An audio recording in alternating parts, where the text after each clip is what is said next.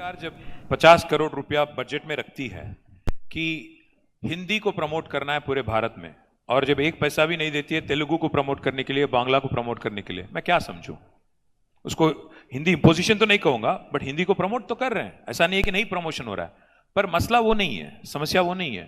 मैं यहां पे बैठ के आज हिंदी में आपसे मैं at least I am trying to converse in Hindi as to my best ability. मुझे किसी ने जबरदस्ती की क्या कि आप हिंदी सीखो? नहीं। पर अगर कल कोई ये कहेगा कि भारत में जितने भी राज्य हैं, 28 राज्य, और हर राज्य में कल आपको, अगर आपको सीआरपीएफ में आना है या भारत को कोई किसी को आर्मी में आना है या कोई रेलवेज में काम होना है, तो आपको हिंदी में परीक्षा लिखना पड़े, तो ये तो गलत है। क्योंकि जितने भी रीजनल लैंग्वेजेस है, क्योंकि भारत का तो कोई राष्ट्रीय भाषा है नहीं। India has no national language.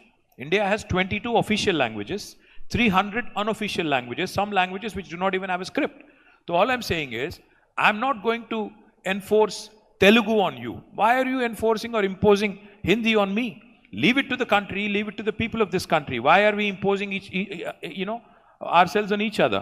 Hindi imposition. See, for example, if Tamil Nadu feels very strongly, or Karnataka feels very strongly, or even Maharashtra feels very strongly, or Telangana feels very strongly, that Hindi should not be imposed, so be it. See, Prime Minister P.V. Narasimha Rao was able to converse in 16 languages, including French, German, and Spanish.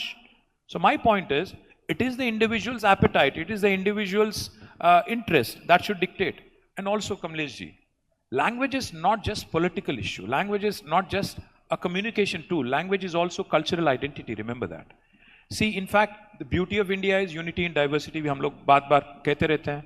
अगर आप हिंदी को impose करोगे, हिंदी को जबरदस्ती south में या कहीं और इंपोज करने की कोशिश करोगे, you are undermining the very idea of this diversity. You are undermining the authority of this country which is based on our beautiful diversity. क्यों करना है जबरदस्ती किसी के साथ? तो राज ठाकरे को क्या बोलेंगे? सॉरी, राज ठाकरे को क्या बोलेंगे जो अभी हो रहा है? मैं राज ठाकरे को भी यही कहूंगा कि जैसा आप हिंदी इंपोजिशन नहीं चाहते हो, वैसे ही आप मराठी इंपोज भी ना करो। मराठी भी आप किसी के ऊपर जबरदस्ती ना इंपोज करने की कोशिश करो। आप ये क्यों कहते हो कि आपको मुंबई में रहने के लिए आपको मराठी बोलना पड़ेगा या हैदराबाद में रहने के लिए तेलुगु बोलना पड़ेगा? हाँ, मैं ये बात तो मैं जरूर कहूंगा कि अगर आपको मुंबई में रहना है, लोकल्स के साथ मिंगल करना है, तो सीख लो, तो 2-4 शब्द मराठी के सीख लो, तो गलत तो है नहीं।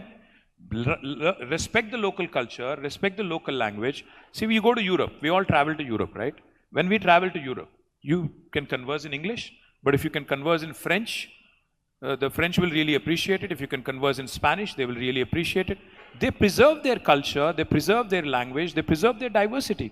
What's wrong in India, which is a union of states, trying to preserve its cultural identity, trying to preserve its individuality, there's nothing wrong with it. यहाँ पर मैं आपसे डिफर करूंगी, क्योंकि जो बिहार के मजदूर जाते हैं महाराष्ट्र में या कहीं पर भी वो जाते हैं, सवाल तो आपको ये करना पड़ेगा क्यों जाते हैं?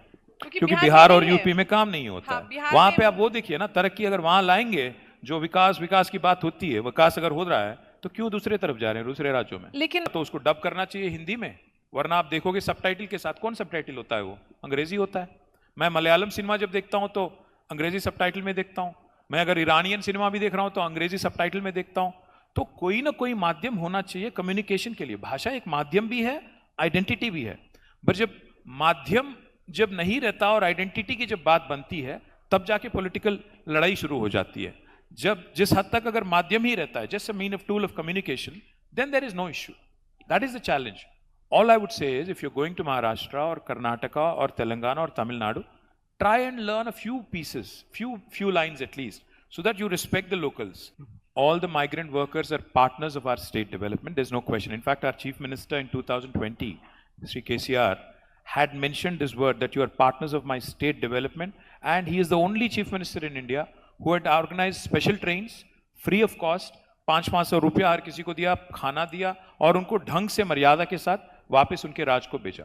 पर मैं आपसे एक सवाल करना चाहता हूं, जब हमारे बच्चे जाते हैं पढ़ने यूके और यूएस, आप क्या कहोगे? वहां पे अंग्रेजी नहीं सीखना है उनको, अंग्रेजी सीखना पड़ेगा, वहां की लोकल कल्चर को समझना पड़ेगा, उस हिसाब से चलना पड़ेगा। अगर आपके बच्चे कोई जाते हैं रशिया मेडिसिन पढ़ने या फिलीपीन जाते हैं, तो क्या कौन सी भाषा में उनकी आज ट्रेनिंग होती है? रशिया में होती है, रशियन में होती है।